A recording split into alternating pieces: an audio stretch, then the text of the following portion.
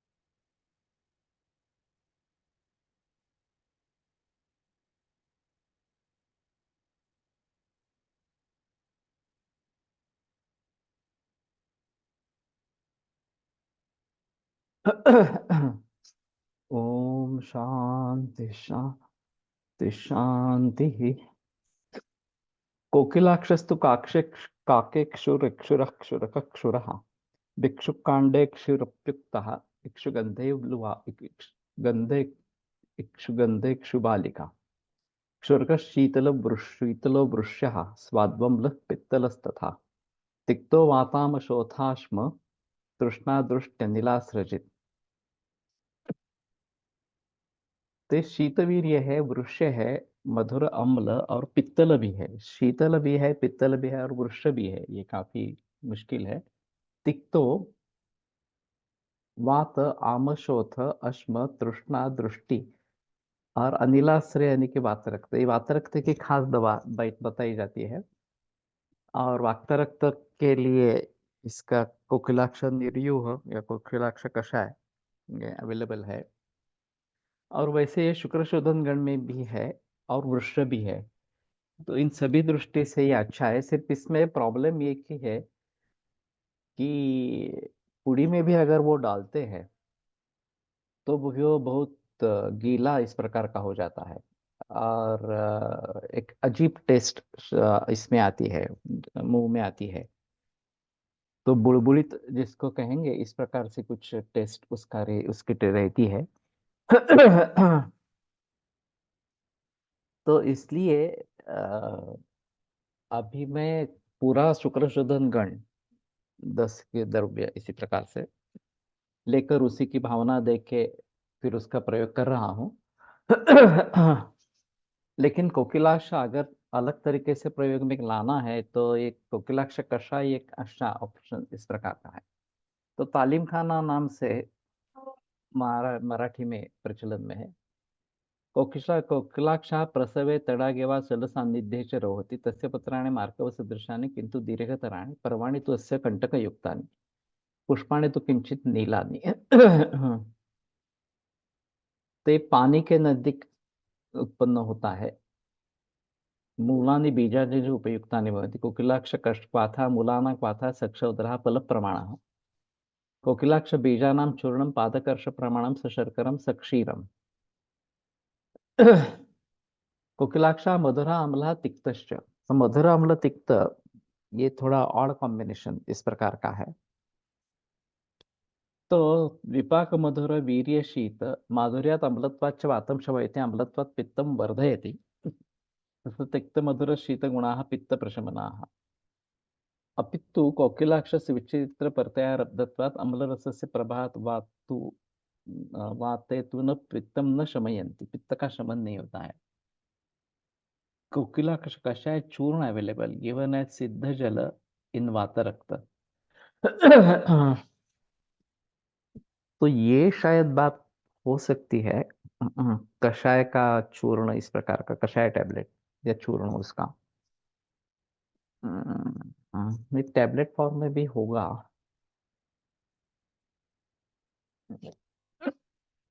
और कदाचित ये घनसार भी उसका अवेलेबल होगा ये भी देखना चाहिए। कोकिलाक्षस्य कार्यं रक्ते शुक्रे च भवति। तो इसका मुख्य कार्य रक्त और शुक्र पर है। तस्य तिक्तत्वात् कोकिलाक्षः आमं पचति माधुर्यात् चैत्याच्च रक्तगतपित्तस्य औष्णं क्षपयति रक्तगतं वातं च अम्लत्वात् शमयति रक्तस्य शोधनं प्रसादनं च करोति। कोकिलाक्षः तिक्तत्वात् माधुर्याच्च क्षतस्य संधाननं करोति। उरक्षते कोकिलाक्षस्य बीजानि सक्षीराणि प्रशस्तानि। तो ये तो नहीं किया गया है। घनसार आता है इसका टैबलेट फॉर्म में। ओके। तो शायद इस तरीके से घनसार देना टैबलेट फॉर्म में ये अच्छा इस प्रकार का रहेगा। कषाय टैबलेट एंड चूर्ण ऑल अवेलेबल। ओके। ये थोड़ा विचित्र प्रत्यारोपित द्रव्य इस प्रकार का है। वातरक्तं कोकिलाक्षः जयति वातरक्ते वातस्य तथा रक्तस्य प्रकोपः रक्तप्रकोपाच्च वायुर्मार्गगो भवति विमार्गः वातः पुनश्च रक्तं दूषयति कोकिलाक्षः रक्तं रक्तगतं वातं च शमयति अनुलोमयति च।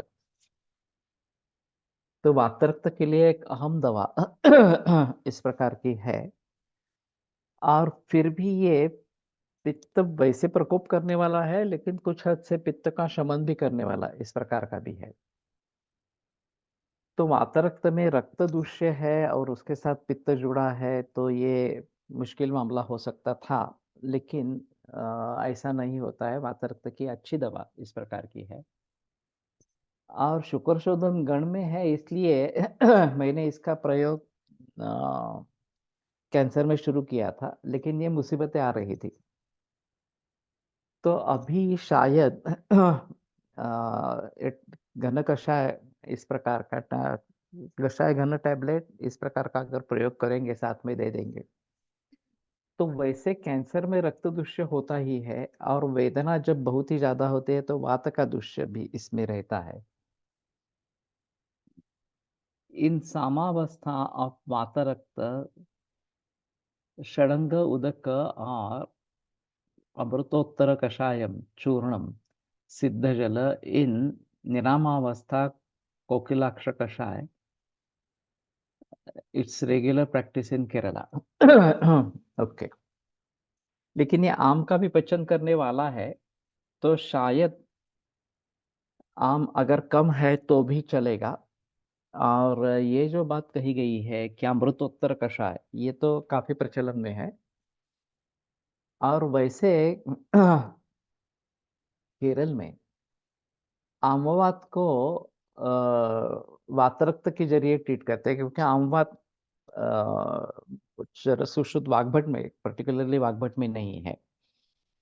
तो ये बाद में योग रत्नाकर वगैरह में आता है। तो वो केवल वाग्भट को मानने वाले हैं। तो आमवात की चिकित्सा भी वाक्तरक्त जैसे करते हैं। ये केरल की खासियत इस प्रकार की है। तो उस दृष्टि से देखा जाए तो शुरू में अमृतोत्तर कषाय आमावस्था अगर ज्यादा है तो, और बाद में कोकिलाक्ष कषाय टैबलेट। लेकिन मैं समझ रहा हूँ कि कैंसर के सभी मरीजों में ये एक अहम दवा इस प्रकार की हो सकती है। शुक्रशोधन गण में समाविष्ट है, वृष्य है। और रक्त शोधन इस प्रकार की करने वाली इस प्रकार की है। और वात का प्रशमन करने वाली भी है। तो शूल जहाँ पे ज्यादा इस प्रकार का है और रक्त से जुड़ा है, तो वहाँ सभी में कोकिलाक्ष कषाय टैबलेट या फिर कोकिलाक्ष घनसार टैबलेट ये दे सकते हैं। अभी मैं कोशिश करूंगा, क्योंकि एक पुनर्वसु में केस एडमिट है, वो एक्चुअली गॉल ब्लैडर कैंसर है। और पेन बहुत ज्यादा है। तो अभी यकृत लिहारी वगैरह करके कुछ हद तक पेन रिलीफ हुआ है, लेकिन फिर भी ये कोकिलाक्ष कषाय टैबलेट सुझा सकते हैं। वेरिकोज वेन साठी चालेल का? दे सकते हैं। रक्त प्रसादन करने की क्षमता इसमें ज्यादा अच्छी है, तो ये कर सकते हैं। स्निग्ध का रूक्ष है, वैसे स्निग्ध होना चाहिए। ऐसे ऊपर ग्रंथों में तो कुछ लिखा नहीं है। स्वाद्वम्ल पित्तल तथा तिक्तो वातामशोथा। पिच्छिलत्व जो दिखाई देता है उससे तो स्निग्ध यही पता चलेगा इस प्रकार का। बस्तिकर्म परम वात रक्ते तथा च रक्त विश्रावणम हितम शोधनानंतरम शेषदोषाणां पाचनार्थम शमनार्थं च वात रक्ते कोकिलाक्षा उपयुक्तो भवति। तो वात और रक्त दोनों की चिकित्सा करनी है तो बस्ती कर्म अच्छा है वात के लिए, और रक्त के लिए रक्त मोक्षण इस प्रकार का वो भी काफी आया है। वैसे पिंड तेल एक वात रक्त में अच्छा काम करता है। जब अंगुली यहाँ शोथ और शूल वेदना इस प्रकार की रहती है, वहां पे पिंड तेल अच्छा काम करता है। तो उसी दृष्टि से ये रक्त मोक्षण भी करते हैं, उसमें संदेह की बात नहीं है। तो इसमें शोधन के बाद कोकिलाक्ष कषाय उपयुक्त इस प्रकार का रहेगा। तथा च उक्तम वाग्भटेन, श्री वाग्भटेन, कोकिलाक्षक निर्युहा पीतस्तच्छाकभोजिनः कृपाभ्यास इव क्रोधम वात रक्तम नियच्छति। कृपाभ्यास।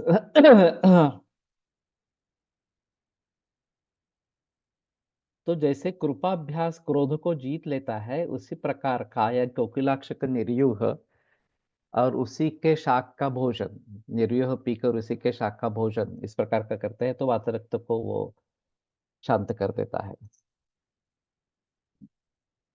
हम्म। ये कहाँ से आया है मालूम है? कृपाभ्यास क्रोधम। तो कृपा का अभ्यास करना ये क्रोध को जीत लेता है। तो दूसरों पर कृपा करने की आदत पड़ जाना इस प्रकार से। तो ये थोड़ा देखना पड़ेगा। कोकिलाक्षा अनुपदेश जैसे जत्वात् शरीरतं क्लेदं मूत्रं च वर्धयति बस्तिगतस्य पार्थिवद्रवस्य तेन विक्लेदनं भवति तस्मात् अश्वरीपातनार्थं कोकिलाक्ष कषाय मधुरेण दध्ना प्रशस्तः। हाँ। हाँ। ये भी अलग बात है। तो अश्वरी पातन के लिए कोकिलाक्ष का कषाय मधुर दधि के साथ, ये शायद वाग्भट में है। तथा बस्तिगते दाहे मूत्राघाते मूत्रकृच्छ्रे शूले च कोकिलाक्षा हितावहो भवति। दाह, मूत्राघात, मूत्रकृच्छ्र और शूल। कोकिलाक्षक बीजानि वृष्याणि बल्यानि च शुक्रस्य वृद्ध्यर्थं तेषां चूर्णं सशर्करं क्षीरं सशर्करं प्रशस्तम्।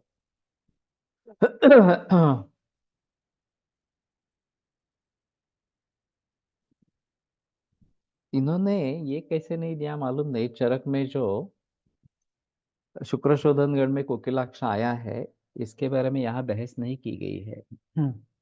इट इज इन वाग्भट या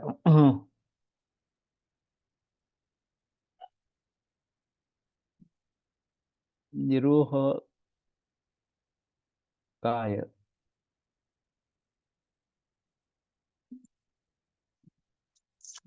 निरूह यानी कि निर्यूह होना चाहिए, निरूह निरूह नहीं।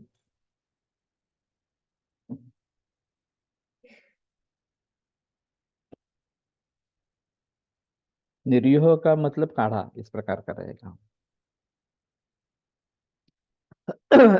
अब बाजार में पंचांग मिलता है, बीज मिलता है, या फिर मूल मिलता है, ये थोड़ा देखना पड़ेगा।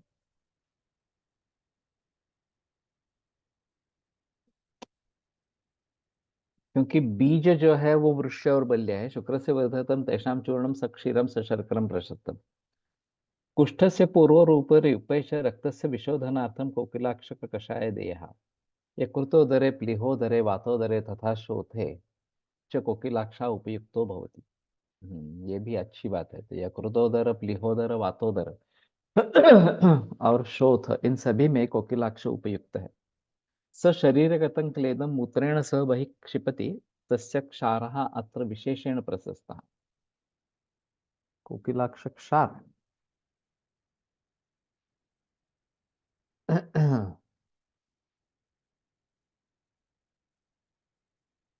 तो काफी विभिन्न रोगों में इसका प्रयोग हो सकता है। वैद्यनाथ का बीज चूर्ण मिलता है, कॉस्ट भी कम है। ओके।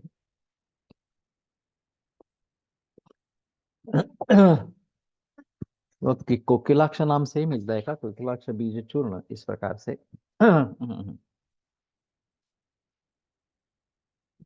तो देखेंगे, और ये जो घनसार बनता है वो किसका बनता है, मूल का बनता है, पंचांग का बनता है, ये भी एक देखना अच्छा रहेगा। या काढ़ा जो मिलता है वो किसका मिलता है, इस प्रकार से। कोकिलाक्ष क्वाथ चूर्ण नाम से।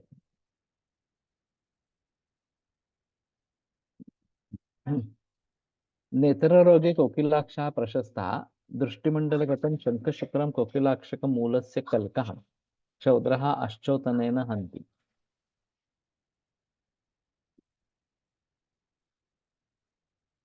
तो शंखशुक्र के लिए कोकिलाक्ष मूल कल्क सक्षौद्रः अश्चोतनेन हन्ति, ये थोड़ा देखना पड़ेगा। कोकिलाक्ष क्वाथ चूर्ण नाम से है। तो ये दोनों देखने के, कल जो हमने अपामार्ग के बारे में पढ़ा था वो भी एक अलग इस प्रकार कर गया है। गोरख मुंडी की बारे में भी सोचना चाहिए। मैं फिर से भूल जाता हूँ, एक बार विषय चला गया तो अभी ये गोरख मुंडी, अपामार्ग और कोकिलाक्ष, इन सभी के बारे में सोचना बेहतर इस प्रकार का रहेगा कि उसके जरिए कैसे कर सकते हैं।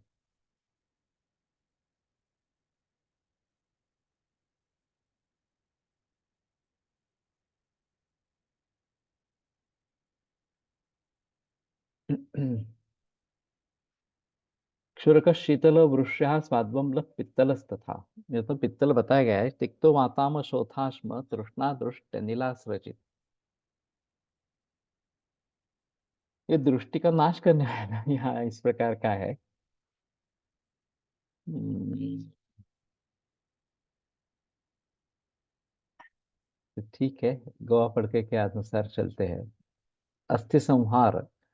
ग्रंथिमान अस्थि संहारी वज्रांगी वा अस्थि श्रृंखला। अस्थि संहारक प्रोक्तो वातश्लेष्म हरोस्थि युक् उष्णस्सरः कृमिघ्नश्च दुर्नामघ्नो क्षिरो गजित् रूक्षस्वादुर्लघुर्वृषः पाचनः पित्तलस्मृतः।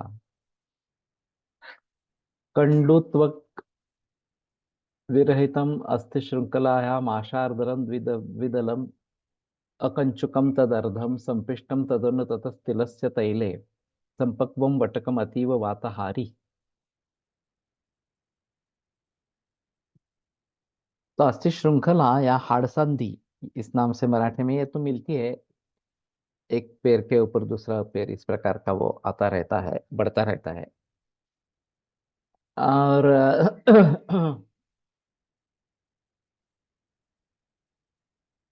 अस्थियुग वातश्लेष बहरा अस्थियुग उष्णः सरः कृमिघ्नश्च दुर्नामग्नः अक्षिरोगशित। तो अर्श, कृमि, अक्षिरोग, वृक्षस्वादुर्लघुर्वृष्यः, पाचनः पित्तलस्मृतः।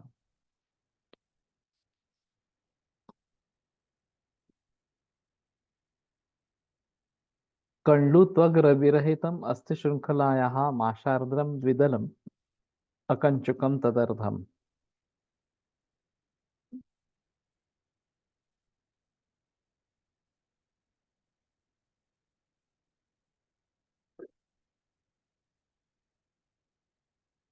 अस्तु श्रृंखला कंडुत्वग विरहित, कंडु क्या मतलब है? त्वग विरहित लेकिन लेनी है। और आर्द्रम आश द्विदल अकंचुकम, वो उसका आवरण जो है वो निकाल के तदर्धम, उसका आधा भाग लेना है। अस्थियों के यानी कि अस्थि को जोड़ने वाला। ये खास करके इसमें उरुवेण्णा में अस्थि श्रृंखला है, ऐसा मैंने सुना था। और मुरुवेण्णा का काफी प्रचलन केरल में भी है, अभी महाराष्ट्र में भी है। अस्थि संधान के लिए ये अच्छा इस प्रकार का काम करता है। संपिष्टम तदनु ततस्तिलस्य तैले संपक्वम वटकम अतीव वातहारी, ये वातनाशन इस प्रकार का वटक है। हाँ। गोवा पढ़ते की किताब में है क्या अस्थि श्रृंखला? नंबर कुछ को मालूम है? और मुरुवेण्णा का ये एक घटक है क्या? मेरे ख्याल में है, लेकिन किसी को अगर पता है। हाँ। हेलो। हाँ, हेलो।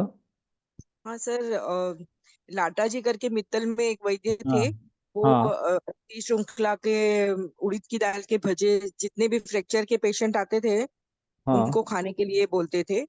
और वही उसके ऊपर की छाल निकाल के उड़द की दाल में उसके भजे बना के हाँ। उसका हाँ। भजिया खाने को बोलते थे। अच्छा। और वो अच्छे भी लगते हैं, मैंने बना के देखे थे। अच्छा, ओके। थोड़ा देखना चाहिए, क्योंकि अस्थि श्रृंखला मिलती है आसानी से, लगाई जाती है। लेकिन उपयोग किस प्रकार से करना है ये तो माशवट के नीचे दिया है। तैले तंपक्वम वटकम अतीव वातहारी। तो उसका वड़ा बना के तेल में उसको तल के फिर लेना है। तो उसी प्रकार से लाटा जी कर रहे थे, ये तो दिख रहा है। द्रवगुण की किताब में है क्या अस्थि श्रृंखला?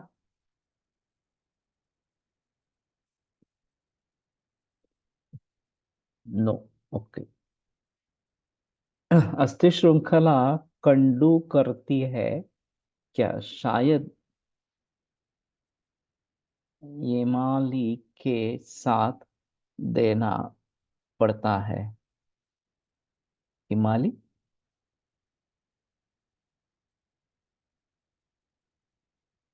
कंडू करती होगी शायद, इमली, इमली के साथ। ओके।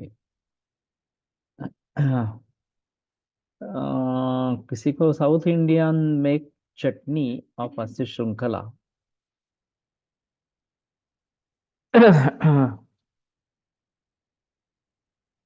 तो इसमें शायद क्षार होंगे, अगर ये कंडू निर्माण करती है तो क्षार होंगे। तो उसके हिसाब से थोड़ा देखना पड़ेगा। अस्थि श्रृंखला लेप और स्वरस पिचुडन इन ऑन टिश्यूल। ओके, लेकिन ये मुरवेण्णा का एक हिस्सा है क्या?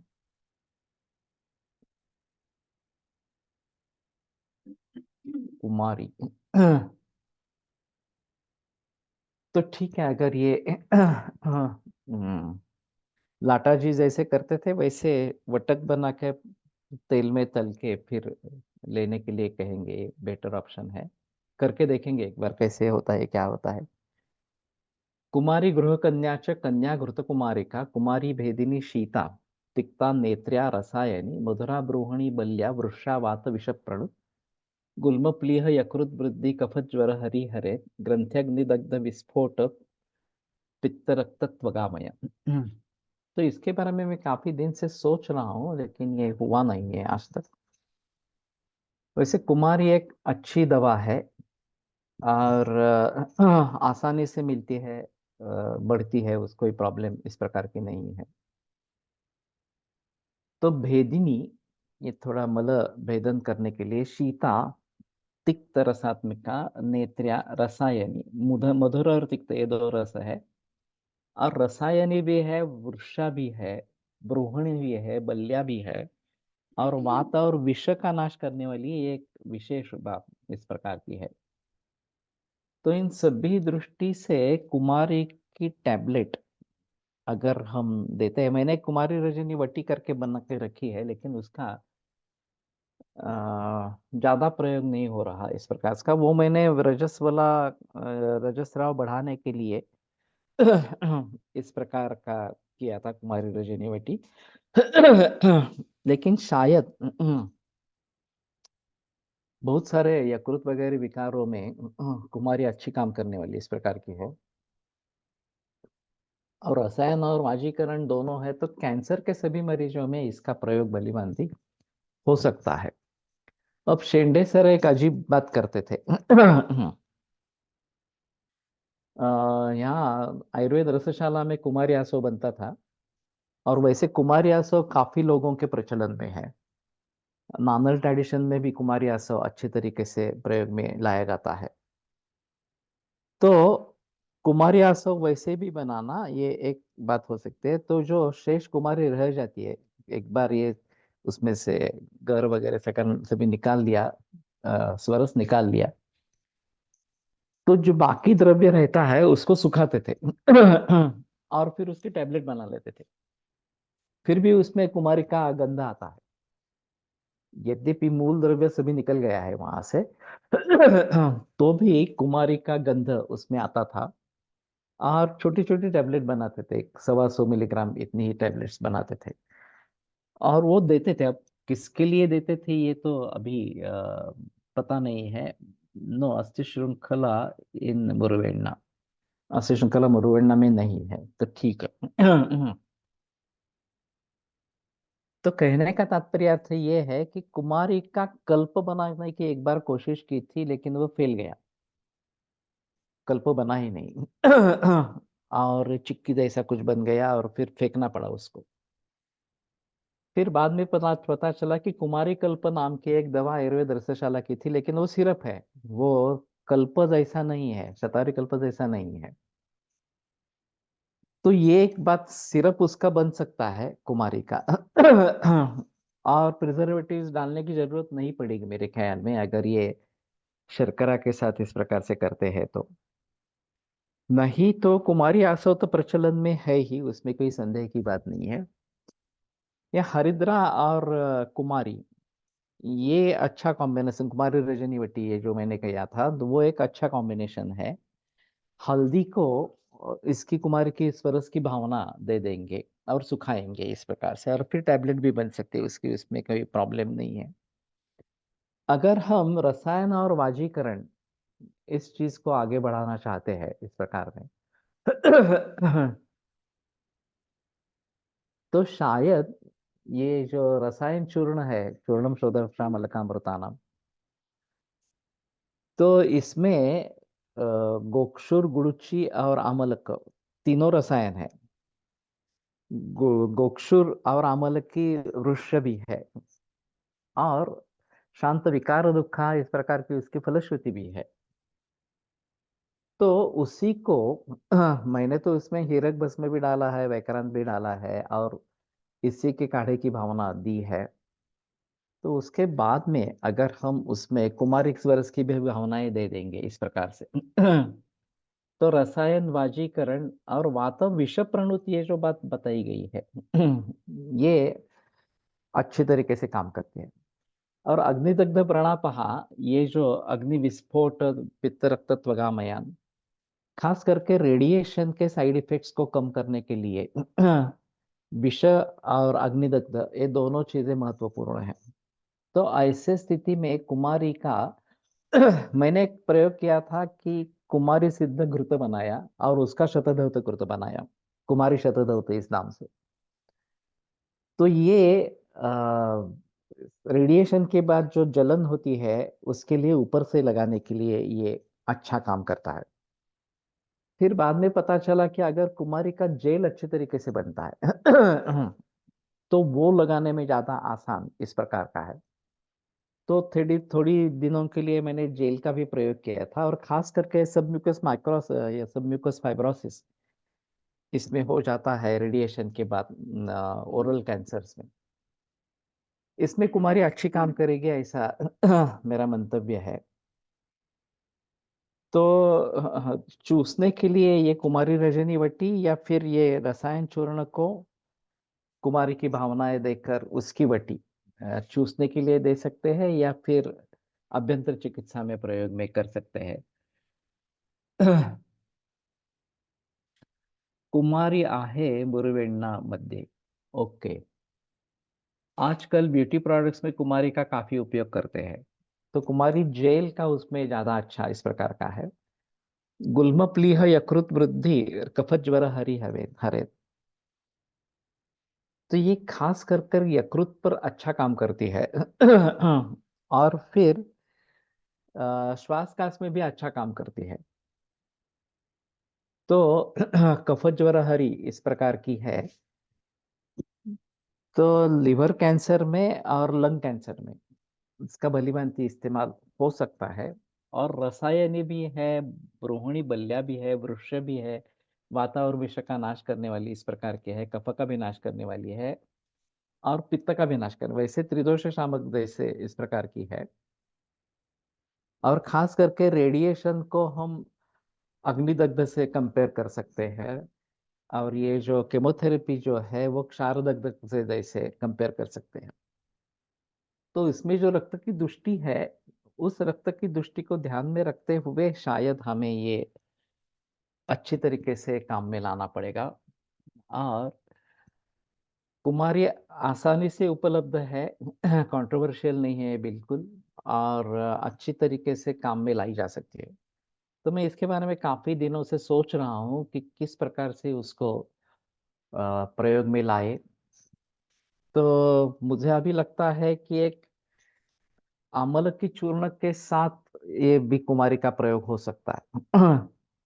अमल की चूर्ण को अगर कुमारी स्वरस की भावनाएं दे देंगे तो ये भेदन है, और वैसे अनुलोमन अच्छी तरीके से करेगी। दोनों रसायन वाजीकरण दोनों है, अमल की और कुमारी दोनों भी, और आसानी से गोली बनेगी।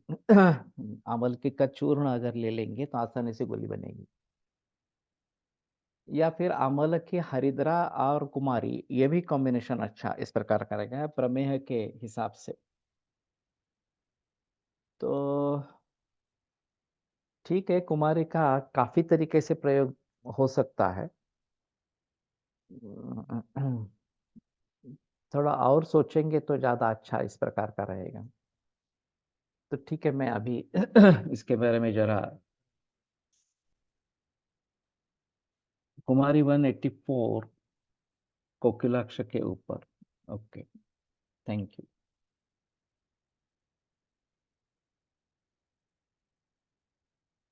184 पेज नंबर है क्या?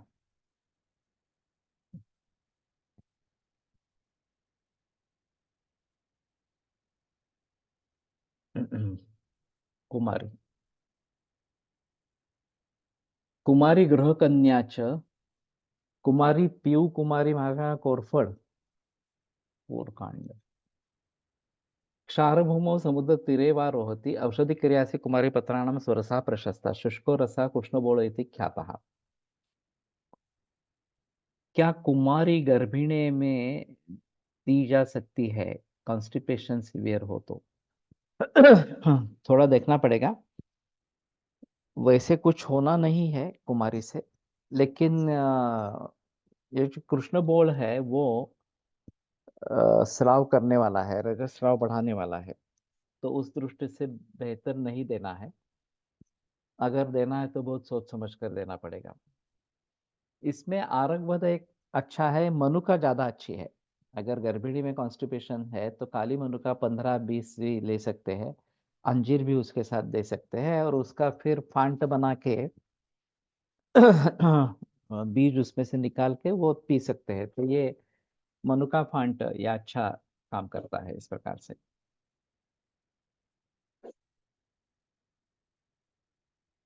कुमारी स्नुही एकच वर्गातील स्नुही तीक्ष्ण शोधन आहे कुमारी सौम्य शोधन. पपई शेवगा अडुळसा कुमारी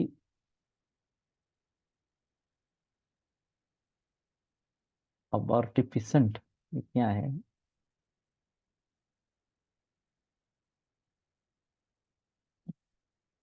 ये अबॉर्शन अगर करने वाली है तो शिगुर के बारे में तो मैंने नहीं सोचा था। अडुळसा भी काफी मुश्किल है, अडुळसा तो देते हैं गर्भिणी अवस्था में। इससे अबॉर्शन होता है ऐसा कुछ सिद्ध हुआ है क्या? वो अगर रेफरेंस है तो बताओ। कुमारी स्वरसा कर्ष प्रमाण कृष्णबोला चतुर्गुंजा प्रमाण कुमारिका सभा कर्ष प्रमाण कुमारी वेदिनी शीता तिक्ता नेत्र्या रसायनी मधुरा ब्रूहणी बल्या वृक्षा वात विषप्रणुत गुल्मप्लीह यकृत वृद्धि कफज्वर हरिहरे ग्रंथ हम्म, ग्रंथ्याग्निदग्ध विस्फोट पित्तरक्तत्वगामयन् कुमारी रसेन तिक्ता मधुरा च तस्या विपाको मधुरा वीर्यं शीतं च स वातं पित्तं कफं च हन्ते अनुपानभेदात् अवस्थाभेदाच्च आमपक्वाशय गतं कफं पित्तं वातम् अच्च अधोमार्गेण कुपादि निस्सरति वेदिनी कुमारी अतिमात्रया सेविता मलं भेदयति द्रवत्वां मलं विषन्दयति च कफं पित्तम् आमाशये अभिवहति द्रवत्वात् गुरुत्वात् सरत्वाच्च पुरुषं भित्त्वा अतिसारं जनयति कुमारी यकृतस्थं पित्तं कफं यकृतस्थं कफं पित्तं च शोधयति अतिमात्रया सेविता यकृतस्थं पित्तम् आमाशयम् आनयति तेन पुरुषस्य रंजनम भवति। तो कामला में इसका अच्छा प्रयोग हो सकता है। कुमारी पक्वाशयस्थं कफम निस्सारयति तेन स कफम पुरुषम निस्सरणम भवति। ये बालकों में इस प्रकार का अगर सर्दी नहीं हो सकती है, अब ऊपर से कफ निकाला नहीं जा सकता है, तो ये अरशी का काढ़ा बताते हैं ये बस इस प्रकार से। तो उमा उमा अतसी इस प्रकार से अतसी का। तो ये भी एक जवस मराठी में बोलते हैं। तो ये देते हैं, उससे पुरुष मार्ग से कफ निकलता है और शांति होती है, इस प्रकार से है। रोगेषु ज्वरे कुमारी स्वरसा प्रशस्ता स कोष्ठम शोधयति तिक्तत्वात् कफम पित्तं च शमयति ज्वरञ्च नाशयति कफजे ज्वरे प्रलेपके जीर्ण ज्वरे च कुमारी रसा स पिप्पलिका प्रशस्ता। पिप्पलिक फॉर गर्भपात कलहो वर्ती also for Rajapravartana Varti used.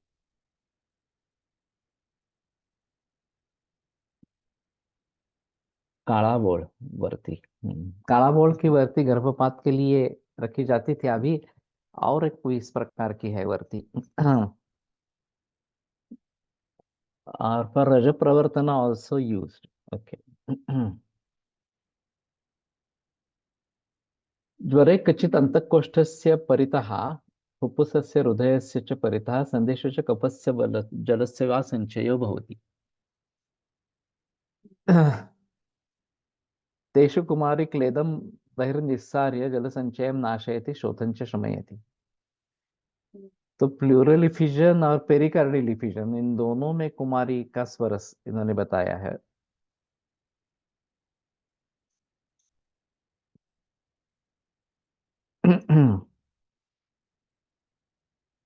तो इस दृष्टि से देखना करना आवश्यक होगा। जीर्ण ज्वरे विषम ज्वरे च यकृत कार्यं विकृतिं याति दोषसञ्चयेन यकृतं वृद्धिं याति कुमारी स्वरसा नवसारण संयुक्ता यकृत वृद्धिं नाशयति। नवसागर नवसागर रसरत्न समुच्चय में पढ़ा था। हम्म, हम्म, बस फिर से देखना पड़ेगा। दोषोदरे यकृतोदरे च भेदनार्थं स्रोतशोधनार्थं च कुमारी रसः प्रशस्तः। स्रोतोरोधात् गुल्म शोफार्षांसि जायन्ते तेषु कुमारी उपयुक्ता भवति।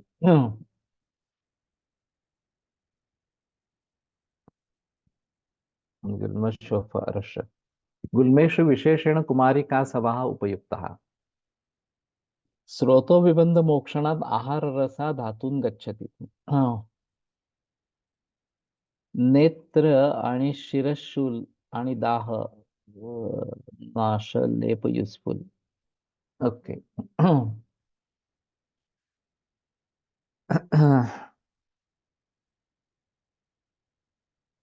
तो नेत्रिय है, इसमें संदेह की बात नहीं है।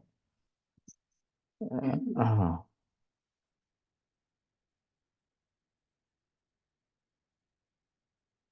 मैं जरा धात्री कुमारी के बारे में ज्यादा सोच रहा हूँ।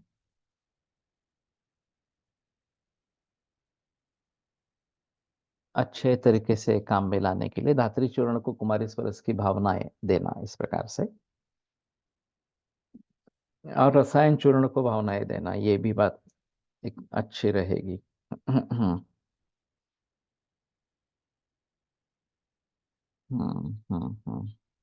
ठीक है। अतः कुमारी रसायनी वृश्याच, तो स्रोतोविबंध दूर करके आहार रस धातु तक पहुंचाती है और धातुना पोषण करती है, तो इसलिए कुमारी रसायनी और वृक्ष है।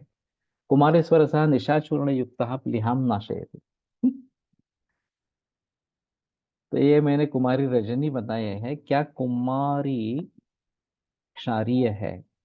यहाँ तो लिखा है कि क्षारदेशे रोहती, इस प्रकार से। और ऐसे कोकण में भी कुमारी अच्छी आती है, कोई प्रॉब्लम नहीं, लेकिन कुमारी सभी जगह आती है ऐसा मुझे लगता है। हाँ।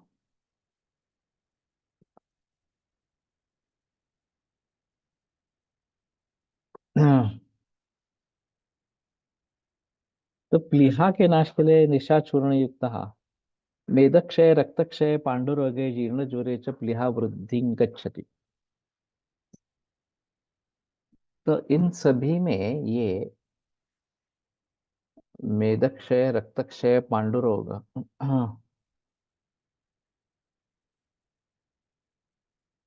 नहीं, कुमारी से मुखपक तो नहीं बढ़ेगा, कोई संबंध नहीं है।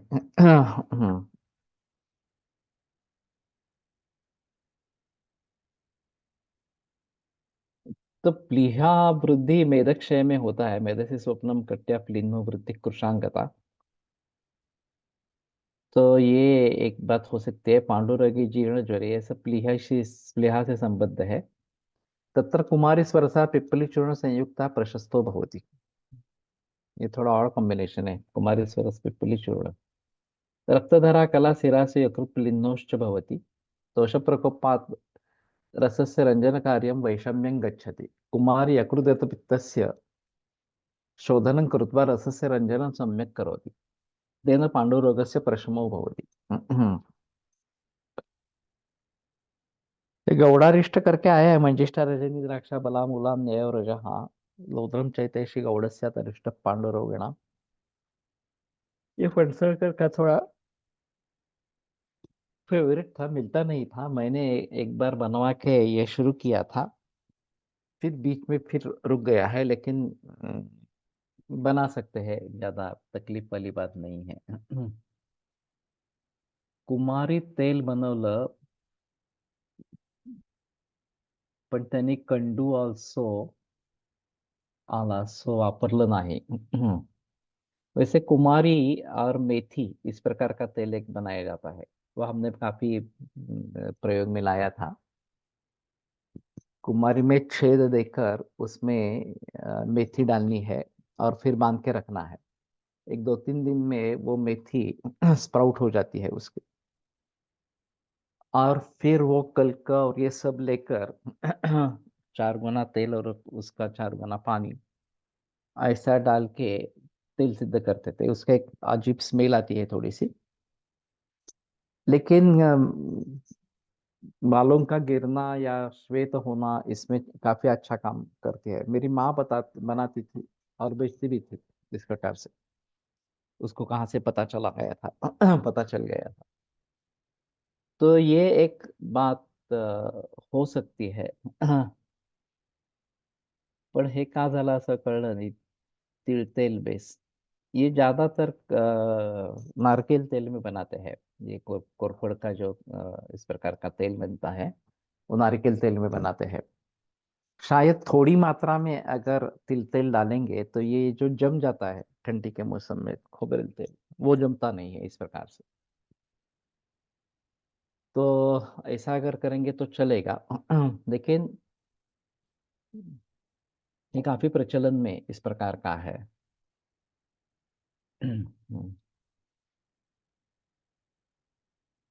कुमारी यकृतगत पित्तस्य शोधनं कृत्वा रसस्य रञ्जनं सम्यक् करोति तेन पाण्डुरंगस्य प्रशमो भवति। तो अभी ये पांडुरंग की समस्या भी काफी बड़ी है। और खास करके किडनी फेल्योर में हेमोग्लोबिन परसेंटेज बहुत कम इस प्रकार का हो जाता है। एरिथ्रोपोएटिन की इंजेक्शन देते रहते हैं, लेकिन ये काफी महंगा मामला है और फिर भी ये तात्कालिक ही है।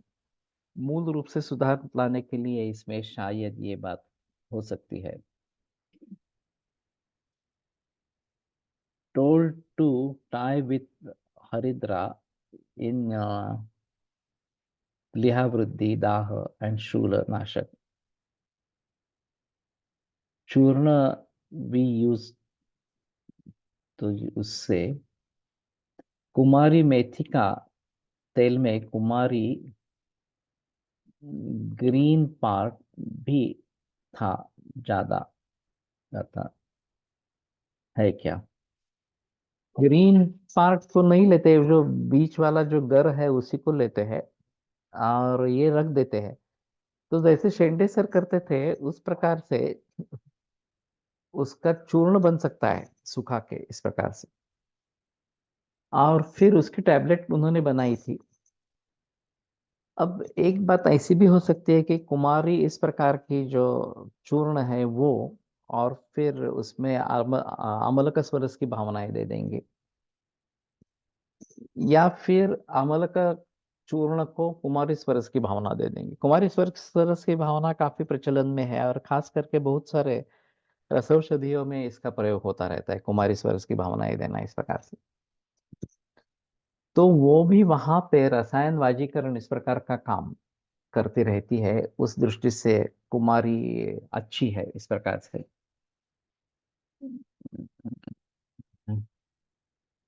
तो जब हम कुमारी बाकी सभी प्रयोग में लाएंगे तो उसका जो रिमेनिंग हिस्सा है उसको शायद सुखा के उसका चूर्ण बना सकते हैं। ये बात हो सकती है। यकृत प्लीहावत् स्वस्थानं गच्छति लोहभस्म संयुक्ता मंडूरभस्म संयुक्तो वा कुमारी स्वरसा पांडुरंग प्लीहानं च शमयति। लोहभस्म या मंडूरभस्म युक्त। ओजक्षयात् रसरक्तादि धातुक्षयाच्च स्त्रीणां रजः न स्रवति गर्भकोष्ठ संशोधनेन रक्तादिधातुवर्धनेन च कुमारी रजः स्रावयति। सगर्भ गर्भाशय कुमारी स्वर सरसा कृष्ण बोला हवा न प्रशत। इन्होंने सब रूप से लिख दिया कि नहीं देना है इस प्रकार से। तो ये रसायन और वाजीकरण दोनों होने के कारण जहां रजत निर्माण ही नहीं होता वहां कुमारी का भली भांति प्रयोग कर सकते हैं ज्यादा दिन के लिए। अगर रजत निर्माण हो रहा है लेकिन अटक रहा है, बाहर नहीं निकल रहा है, तो शायद कृष्ण बोल अच्छा इस प्रकार का काम करता है, या कुबेर दिवटी काम करती है।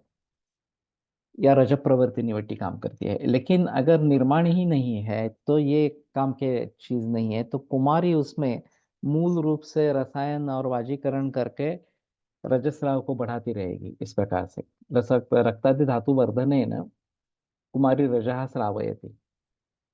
तो रस रक्तादि धातु क्षयाच्च स्त्रीणाम रजः न प्रसरति, इसमें ये प्रशस्त है। सगर्भ गर्भाशय कुमारी रसा कृष्ण बोला वान प्रशस्त प्रसवादनंतरम गर्भकोष्ठ संशोधनार्थं तु शस्तः समरीचः सघृतः कुमारी रसा शूलम आनाहंच शमयति। ये बीच में पिप्पली वाला बताया था। और शायद पिप्पली को कुमारी स्पर्श की भावना देख के भी बना सकते हैं कुछ योग इस प्रकार से। प्लीह कुमारी वगैरह इस प्रकार से कुछ नाम देके, सॉरी, पिप्पली कुमारी इस प्रकार के कुछ नाम देके।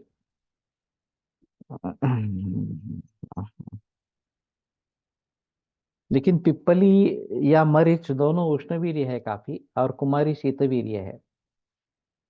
तो ये काउंटरैक्ट करते हैं एक दूसरे को, वीर्य को, ये थोड़ा सा देखना पड़ेगा। दोनों मिलकर पांडु कम करने का काम करते हैं तो ज्यादा अच्छा इस प्रकार का रहेगा। राज रजन निर्मिती होत नाही है, हे कसे ओळखावे। ऐसा है, जब 3-4 महीने 6 महीने के बाद रजस्राव होता है और नॉर्मल होता है, संचित रज आया है इस प्रकार की नहीं है, तो ये समझ लेना कि रजस्राव कम ही निर्माण हो रहा है। अगर 2-3 महीने के बाद स्राव होता है, बहुत हेवी होता है, तो समझना है कि बाहर नहीं निकल रहा। हर महीने बाहर निकलना निकलना चाहिए था, बाहर नहीं निकल रहा, तो ये शायद उसके जरिए संचित हुआ और फिर बड़ी मात्रा में बाहर निकला। वैसे सोनोग्राफी में एंडोमेट्रियल थिकनेस अगर देखते हैं तो उससे भी कुछ पता चलता है। मैंने एक अजीब उदाहरण देखा था। मेनोपॉज का वय था, और ये एंडोमेट्रियल हेवी ब्लीडिंग होता था इस प्रकार से। तो 2-3 महीने पीरियड्स नहीं आए, और फिर मैंने सोनोग्राफी करवाई, तो एंडोमेट्रियल थिकनेस 19 mm आ गया। तो मैंने कहा कि आपको हेवी मेंसेस होने की संभावना है अभी के बार में इस प्रकार से। लेकिन मेंसेस आए ही नहीं। और फिर 2-3 महीने के बाद फिर से सोनोग्राफी की, तो सब एब्सॉर्ब हो गया था, एंडोमेट्रियल थिकनेस कम हो गया था, और 5 mm तक आ गया था। तो मैंने कहा कि ठीक है, अब मेनोपॉज हो गया और कुछ करने की जरूरत नहीं है इस प्रकार, मतलब कहता हूँ। तो और कुछ करने की जरूरत इस प्रकार की नहीं है। तो ये भी अजीब बात है कि एंडोमेट्रियल थिकनेस इतना बढ़ने के बाद भी रजः प्रवर्तन नहीं हुआ, और वो अपने आप एंडोमेट्रियल थिकनेस भी चला गया और मेनोपॉज हो गया। एंडोमेट्रियल हाइपरप्लेजिया का विचार कैसे करेंगे? सालों से रजः प्रवर्तन बंद है, एज 34। इसमें रसायन और वाजीकरण इन्हीं का ही प्रयोग होना है। ये हार्मोनल इम्बैलेंस जैसे है।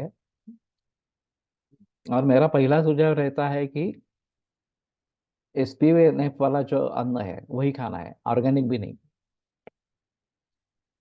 स्ट्रिक्टली देसी बीज का जिसमें प्रयोग है उसी प्रकार का अन्न सेवन करना है। तो इससे अम, नस्य में वर्क कुछ हद तक हो सकेगा।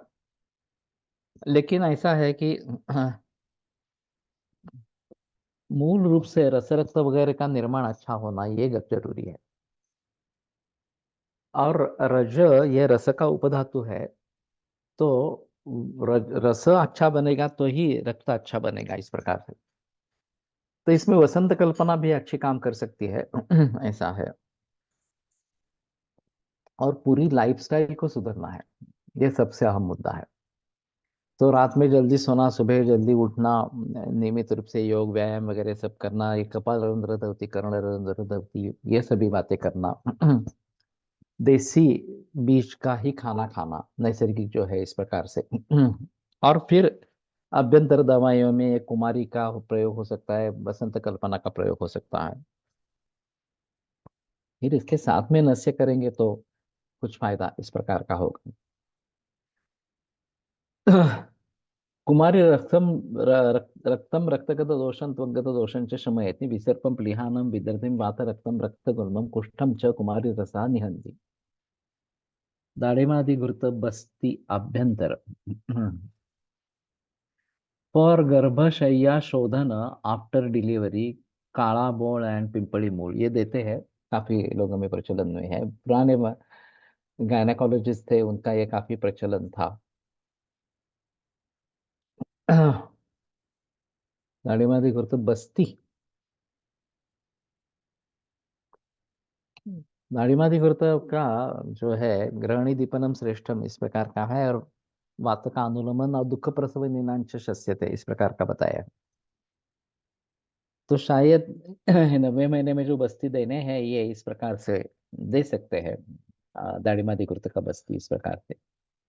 आर्द्रक आर्द्रक घृत नस्य दिया है, उपशय है। ये कहाँ पे आया है? एग्जाम के टाइम में जब रेगुलर पीरियड्स नहीं आते तब कैसे विचार करें? उसमें स्ट्रेस ही बहुत फैक्टर है, स्ट्रेस भी बहुत फैक्टर है होता है, और लॉन्ग आवर्स ऑफ सिटिंग ये भी कारण होता है। सिर्फ शंख पुष्पिका काफी लोग प्रयोग करते रहते हैं इसमें वैद्य रसायन के हिसाब से, लेकिन स्ट्रेस ये अगर कारण है तो अश्वगंधा भी एक अच्छी काम कर सकते हैं। मेनोपाज के समय में फाइब्रॉइड के कारण अति रक्तस्राव होता तो इस पर कैसे विचार करें? अदरक घृत गर्भाशय उत्तेजन कहाँ पे आया है? फाइब्रॉइड एक अलग समस्या है, और इंट्राम्युलर एक्स्ट्राम्युलर ये भी बातें होती रहती है। तो इंट्राम्यूरल ज्यादा तकलीफ वाले इस प्रकार के हैं। रजन निर्माण शाह स्राव प्रमोद वर्सेस राव प्रमोट।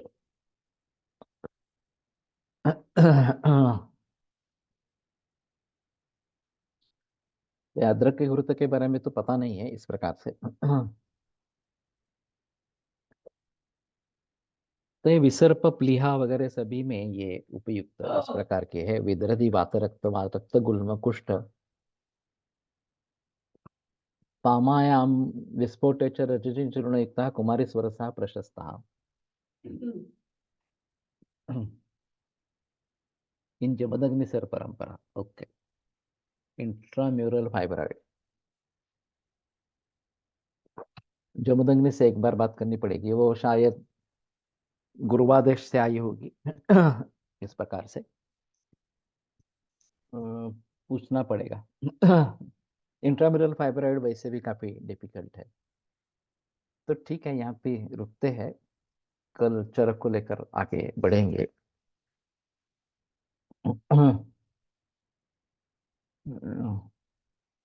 आयुर्वेद प्रकांड निगतित इह हि शल्यतंत्र प्रधानः शिष्येभ्यः शाश्वतोऽयन् जन कृपा व्याप्त चित्तेन येन आयुर्वेदस्य वाञ्छन् पुनरपि भुवने ताञ्च सुष्ठु प्रतिष्ठां श्रेष्ठं धन्वन्तरिं तं प्रणमति च सदा वैद्यवर्गो हि नूनम् वैद्यवर्गो हि नूनम्। वाइडगर बल्य ब्रूहण एंड धातु पुष्टिकर येलो रस तिक्त अग्नि दीपक रसायन। ये कुमारी के बारे में। हाँ, ठीक है।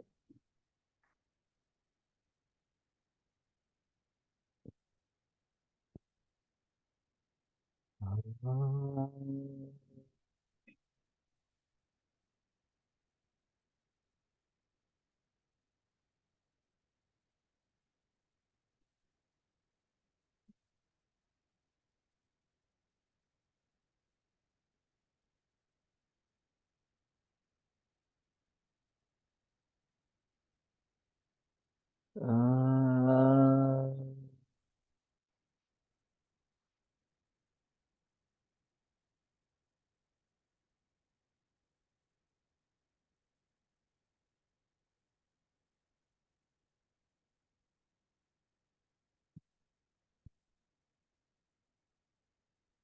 told in Deshpande sir's book. Okay.